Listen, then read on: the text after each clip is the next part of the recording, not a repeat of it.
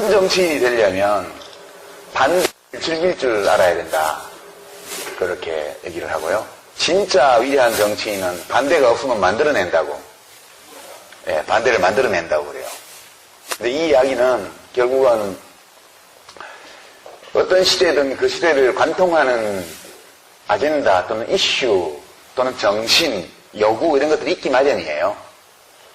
그리고 아주 훌륭하고 새로운 것이 나타날 때 그게 항상 환영받느냐? 그렇지 않아요. 모든 위대한 새로운 사상, 새로운 생각들은 처음에 위험한, 낯선, 불온한 것으로 취급받았습니다. 오죽하면 예수님도 십자가에 못 박혀서 돌아가시겠어요? 예수님을 누가 죽였습니까? 사도신경에는 본디오 빌라도에게 박해를 받아서 그렇게 돼 있는데 본디오 빌라도는 살려주려고 그랬잖아요. 겁이 나서. 하느님 아들이라고 그러는데 진짜 죽였다가 야 이거 골치 아파. 혹시 기면 어떡하지? 그래서 살려주려고 군중들한테 물어봤잖아요. 민중들이 죽인 거예요. 그 강도두목하고 둘이 세워놓고 누구 살려줄까 하니까 예수 죽이라고 한 거 아니에요.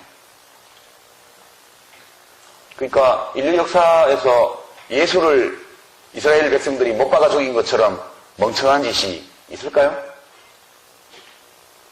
그 신약의 기록이나 이런 것들이 다 정확한지는 모르지만 예수님이 못 박히면서 그랬다. 주여 이들은 자기가 하는 짓이 자기가 무슨 짓을 하는지 모르나이다. 그렇게 이야기를 합니다. 저는 대중에게 많은 지지를 받는 것이 꼭 좋은 일이라고 훌륭한 일이라고 생각하지 않아요. 지금 예컨대 개성공단 철수한 거에 대해서 여론조사 지지율이 70%쯤 되던데요. 저는 이게 멍청한 여론이라고 생각합니다. 다수의 국민이 그리 생각하고 있던 것을 알지만 존중하지만 그것은 올바른 판단이 아니라고 생각해요. 예. 그 아닌 거는 아닌 거예요. 저는 정치를 하는 동안에도 제가 아니라고 생각하면 아니라고 얘기를 많이 했습니다. 7대3으로 여론이 되어 있는데 3쪽을 편드는 이런, 예, 근데 대통령을 도전해보겠다고 한 정치인으로서는 되게 멍청한 짓이죠? 예, 저는 그렇게 생각합니다. 그거를 존중하고 어느 정도 받아들이면서 다 갈등을 피해가면서 권력을 향해 나아가는 것도 매우 훌륭한 일이라고 생각해요. 그렇게 해서 자기가 권력을 잡은 다음에 다시 개성공단 문을 열면 되니까. 그러나 모든 사람이 그리 해야 될 이유는 없다고 봐요. 누군가는 또 그것은 멍청한 것이다. 얘기할 수 있어야 된다고 저는 생각합니다. 갈등과 분쟁, 증오를 조장하는 건 너무 쉬워요. 대중의 심리는 버트런트 러셀이나 이런 대단한 철학자들이 쓴 책을 보면 늘 하는 게 그거예요. 국가 단위의 대집단으로 가면 갈수록 이성이 지배하는 것이 아니라 감정, 충동이 지배한다는 거예요. 그냥 북한이 기분 나쁘게 하잖아요, 우리를. 저도 기분 나빠요. 몹시 기분 나빠요. 북한 체제 그 자체가 기분 안 좋아요, 저는. 완전한 독재 체제고, 인민들을 억압하는 체제고, 인민들을 굶겨 죽이는 체제고, 지극히 무능한, 부패한 독재 권력이에요. 그리고, 상가가 밀집한 동네에 가스통 메고 지금 라이터 켜고 왔다 갔다 하는 거 아니에요? 핵, 미사일 이런 거 가지고. 그죠? 그건 내 이거 지금 하고 다니는데 터질 수 있어? 이렇게 얘기를 하면서 누가 말 걸어주기를 기다리는 거 아니에요. 저는 말 걸어주는 게 맞다고 봐요. 근데 왜 그래? 이렇게. 원하는 게 뭐야? 물어봐야죠. 일단 가스통 내려놓게 하는 게 맞죠? 터지고 나서 그놈을 아무리 욕하면 뭐 할 거예요? 속으로 미워 죽겠어요. 그러나 너 앞으로 잘 살려면 행실을 고쳐야 돼. 가치관을 바꿔야 돼. 이렇게 얘기하면 가스통 메고 나온 사람이 가치관 바꾸냐고요. 그러니까 이 여론이라는 것은 감정과 충동이 지배하는 여론의 속성을 너무 잘 보여주는 거예요. 저는 정치를 할 때도 이런 거 있으면 잘못됐다고 얘기를 했습니다. 국민을 하늘처럼 모신다는 것이 국민이 하는 모든 매 순간의 판단을 다수의 의견을 따라가는 게 국민을 모시는 게 아니에요. 국민이 왕이라면 정치인은 신한데 왕이 잘못 가면 목숨을 걸고 상소를 올리고 안 되면 잘리고 사표 내고 해야 맞죠. 역사상에 위대하고 총명한 왕도 많았지만 멍청하고 등신 같은 왕이 훨씬 많았죠. 왜냐하면 유전자의 우연에 맡겨버렸으니까. 그죠? 유전자 재조합이라는 우연에 성군이냐 폭군이냐를 맡겨버린 거 아니에요. 이북도 지금 그런 거 아닙니까? 저 체제가 고종폐하께서 다스리시다가 천황폐하가 오시고 그 뒤에 장군님이 오신 거 아니에요? 그 장군님의 아들, 장군님의 손자가 지금 통치하는 겁니다. 북한 주민들의 입장에서 보면 전혀 이상한 일이 아니에요. 민주주의를 한 번도 경험해 본 적이 없기 때문에 민주주의를 해본 나라에서도 그런데 안 해본 나라는 말할 날이 또. 그래서 이제 자기가 대통령이 되려고 그러고 문제를 해결하려고 그러면 저처럼 하면 안 되겠죠. 모든 정치인이 저처럼 해야 되는 건 아니에요. 그러나 저처럼 하는 사람도 필요하다 저는 그렇게 생각합니다. 왜 똑같이 하라고 그래요? 아침에 문성근 씨 민주당 탈당 사실 정계 은퇴인데 한겨레신문 칼럼을 보니까 이렇게 장작처럼 막 타오를 게 아니라 숯불처럼 끈질기게 가야 된다고. 숯불은 숯불을 될 사람이 가고요. 장작 될 사람은 장작처럼 타는 거예요. 모두가 다 숯불이 되려고 그러는 게 정치적 비극의 원인 중에 하나입니다. 그죠? 나는 숯불이 필요하다는 거 알아요. 근데 숯불을 만들려면 장작이 있어야 돼요. 타고 남은 게 숯불이 되는 거예요. 처음에 장작을 피우기 전에 불쏘시개도 있어야 돼요. 근데 아무도 불쏘시개 되려고 안 그러고요. 마른 장작 되려고 안 그래요. 자기는 숯불이 되고 싶지. 사실은 숯불도 아닌데 대부분이. 저는 우리 정치의 비극은 모두가 자기가 가장 중요한 사람이라고 생각하는 거. 정치인들이. 그게 문제라고 생각해요. 그래서 무슨 단체로 막 정치인들 중에 30%가 은퇴하는 것도 아니고 수천 명 중에 2명 은퇴한 건데 그거 가지고 좀 더 참지 그러냐? 그거는 저는 아니라고 봐요. 그러니까 많은 사람들에게 지지받는 정치인도 필요하고요. 비교적 적은 사람에게 강력한 지지를 받지만 또 더 많은 사람에게 배척받는 정치인도 있는 거예요. 그게 정치도 생태계인데 한 종만 있어가지고 정치가 어떻게 됩니까?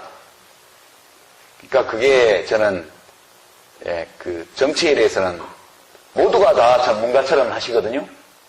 우리나라에서 온 국민이 전문가인 영역이 두 가지가 있는데 하나가 교육제도고 하나가 정치예요.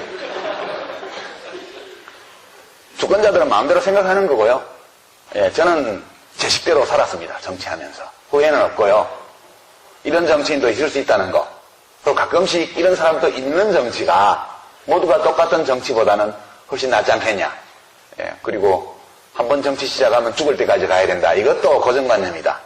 좀 하다가 아니다 싶으면 그만두고 또 그 자리에 새로운 사람이 들어오고 지금 안철수 교수 역시 말씀도 어눌하시고 훌륭하시잖아요.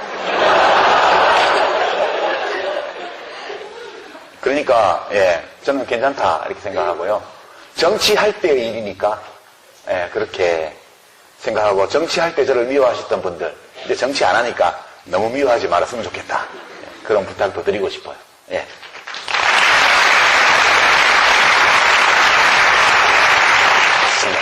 그 부분은 박근혜 대통령이 해결해야 될 문제라고 봐요.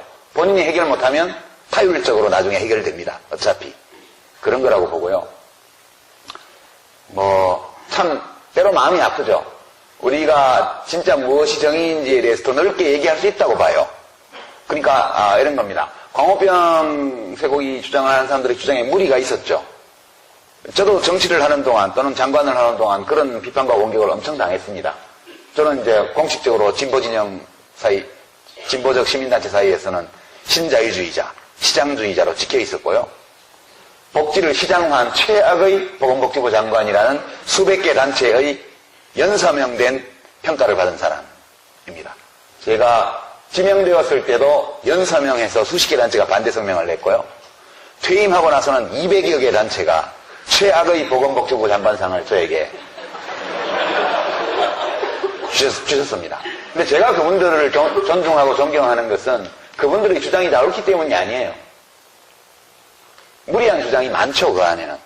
그렇지만 저 사람이 왜 주장을 할까? 이렇게 생각해 볼 때 주장하는 바 내용에는 다툼의 여지가 많으나 저 문제를 제기한 취지에 공감하기 때문에 제가 그분들에게 대해서 존중하고 존경하는 겁니다. 그런 거고 제가 최악의 보건복지부 장관상과 국민 불시민임장 이런 걸 그분들이 주셨는데 군말 없이 받으려고 그랬더니 실제 전달은 안 해주시더라고요. 언론에서만 받은 걸로 이렇게 돼 있었는데 그런 거라고 봐요. 그 주장에 무리가 있다고 해서 그렇다고 해서 새누리당을 지지한다? 이것도 저는 합리적인 판단은 아니라고 봐요. 무리가 있으나 그래도 여기가 나 이럴 수도 있고요. 그렇죠? 그러니까 이제 이 사람이 틀렸다는 것이 저 사람이 옳다는 증거가 되지 않죠. 둘 다 틀릴 수도 있고요. 둘 다 옳을 수도 있어요. 그래서 뭐 어느 당을 지지하는 거는 주권자로서 자유니까 그거에 대해서는 뭐 누가 터치할 거는 못 되죠. 그렇게 저는 생각하고요. 우리들이 가지고 있는 직관적 정의관념을 건드리는 문제에 관해서는 지금의 권력층, 여권이 해결해야 될 문제가 여러 개 있다는 점을 말씀드리고, 그러나 야권의 승리만이 선이다 그렇게는 안 봅니다. 왜냐하면 민주주의라는 거는요, 정의가 승리하도록 하는 제도가 아니에요. 민주주의적 선거제도라는 것은 훌륭한 사람이 권력을 가지게 하는 제도가 아니라고요. 이건 아무나 권력을 가지는 제도예요. 훌륭하든 안 하든 표를 많이 얻기만 하면 사기를 쳐서든 거짓말을 했든 표만 많이 받으면 돼요. 그죠? 선거로 뽑힌 지도자 중에 나라 망친 사람이 얼마나 많아요. 히틀러도 나치당이 총선에서 승리해서 총리가 됐고 총통이 된 거 아닙니까? 박정희 대통령도 종신집권 체제인 유신체제를 선포하기 전에 삼선 개헌하고 마지막 선거 유세해서 겨우 이겼잖아요. 그리고 그때 다시는 펴달라고 하지 않겠습니다 이렇게 얘기했어요. 사람들은 그 해석을 이제 그만 나오나 보다, 이번이 마지막이다 보다 이랬는데 그게 아니고 선거가 필요 없는 그렇게 된 거예요. 그러니까 박정희 대통령이 한 행위는 악이에요. 그는 민주주의 그 자체를 파괴했기 때문에. 우리는 박근혜 대통령이 마음에 안 들면 다음에 또 야당을 뽑으면 돼요. 우리 민주주의 선거제도, 민주주의 제도라는 것은 권력을 분산하고 견제장치를 만들고 그리고 임기를 제한하고 복수정당제를 허용하고 언론, 출판, 집회, 결사의 자유를 허용해서 국민이 합법적이고 평화적으로 마음만 먹으면 언제든지 권력을 아웃시킬 수 있는 제도, 이게 민주주의의 핵심이고요. 이 제도가 있기 때문에 이 제도가 왜 살아남았냐 하면 다른 어떤 제도와 견주어 봐도 최악의 인물이 권력을 잡아도 나쁜 짓을 아주 많이 지 마음대로 할 수는 없도록 해주는 제도이기 때문에 경쟁력이 있는 거거든요. 그래서 지금 문명국가의 모든 나라들이 이 민주주의적, 자유주의적 정치제도를 받아들인 데에는 이 제도가 훌륭한 사람이 권력을 잡는 것을 보증하기 때문이 아니라 최악의 인물이 권력을 잡아도 나라를 많이 망칠 수 없도록 만들기 때문에 살아남은 제도라고 저는 생각해요. 그런 점에서 어느 정당의 승리가 선이고 어느 정당의 패배는 악이다 이렇게 얘기하는 거는 정치적 주장이죠. 그거는 정치하는 사람들은 그렇게 주장할 수밖에 없는 거예요. 내가 옳다라고 얘기하는 거니까. 그거에 대해서 너무 고깝게 생각하지 마시고요. 그건 피착 안에 다 있는 주장이에요. 그러니까 저도 이렇게 어느 당, 어느 정치 세력이 승리하는 것만이 선이다 또는 정의다 그렇게 생각하지 않는다 이렇게 말씀드리고요. 다만 민주주의를 생명력이 강하게 만들고 있는 장점, 언론, 출판, 집회, 결사, 표현, 사상의 자유, 그 토대 위에서 복수정당제, 공정한 경쟁, 그럼 상호 견제, 헌법기관 사이의 상호 존중, 이런 것이 민주주의의 골간인데 이것을 해치는 행위는 나쁜 거죠. 지난 정부 때 이명박 대통령이 그런 걸 정말 많이 했고요. 환경부를 국토부 산하기관처럼 만들어버렸잖아요. 국정원장 독대를 계속해가지고 지금 선거 개입하도록 만들었죠. 국정원의 선거 개입 이런 것들은 민주주의 그 자체를 공격하는 행위예요. 그 전에 새누리당 당직자들의 디도스 공격, 선관위에 대한 이런 게 반국가 범죄죠. 그냥 위험한 사상을 막 뜯어낸다고 반국가 범죄가 되는 게 아니에요. 마르크스를 예찬하고 혁명을 선동한다고 반국가가 되는 것이 아니고 헌법기관을 공격하는 행위가 국가를 해롭게 하는 거죠. 저는 그렇게 제가 갖고 있는 반국가 단체, 반국가 행위, 무슨 국기를 흔드는 사건, 국가의 기초를 흔드는 사건, 이런 거는 저는 그렇게 이해하는데, 아쉬운 거는 지금 권력을 잡고 계신 분들 쪽에서는 민주주의의 기초라고 할 수 있는 사상 표현의 자유 이런 것들을 자꾸 제약하잖아요. 그런데 박근혜 대통령께서는 박근혜 후보를 비방했다는 이유로 기소당한 모든 사람들에 대해서 고소한 거는 취하해야 되고요. 그 다음에 재판이 진행되고 있는 사람들에 대해서는 선처를 요망하는 타전서를 내줘야 되고요. 그럼에도 유죄 선고를 받은 사람은 사면 복권시켜줘야 된다고 생각해요. 그것은 정치 과정에서 그냥 유권자들이 좀 과격하게 의사표시를 하다가 빚어진 정치 공방 속에서 나온 인들인데 그거를 권력 잡고도 계속 그렇게 한다는 것은 자칫 표현의 자유를 탄압하려는 의사를 가지고 있다. 이렇게 비칠 수가 있어요. 누가 터무니없이 대통령 욕을 한다고 국민들이 거기 휘둘리지 않거든요. 그래서 권력 가진 사람에게는 그 정도의 넉넉함이 필요하다. 이렇게 생각하는데 아쉽게도 이 이야기를 전할 방법이 없네요. 트러셀이나 이런 대단한 철학자들이 쓴 책을 보면 늘 고민하는 게 그거예요. 국가 단위의 대집단으로 가면 갈수록 이성이 지배하는 것이 아니라 감정, 충동이 지배한다는 거예요. 그냥 북한이 기분 나쁘게 하잖아요, 우리를. 저도 기분 나빠요. 몹시 기분 나빠요. 북한 체제 그 자체가 기분 안 좋아요, 저는. 완전한 독재 체제고, 인민들을 억압하는 체제고, 인민들을 굶겨 죽이는 체제고, 지극히 무능한, 부패한 독재 권력이. 그리고, 상가가 밀집한 동네에 가스통 메고 지금 라이터 켜고 왔다 갔다 하는 거 아니에요? 핵, 미사일 이런 거 가지고. 그죠? 그건 내 이거 지금 하고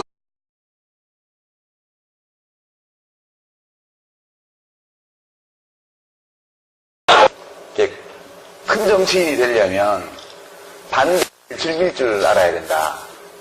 그렇게 얘기를 하고요. 진짜 위대한 정치인은 반대가 없으면 만들어낸다고. 예, 반대를 만들어낸다고 그래요. 근데 이 이야기는 결국은 어떤 시대든 그 시대를 관통하는 아젠다 또는 이슈 또는 정신, 요구 이런 것들이 있기 마련이에요. 그리고 아주 훌륭하고 새로운 것이 나타날 때 그게 항상 환영받느냐? 그렇지 않아요.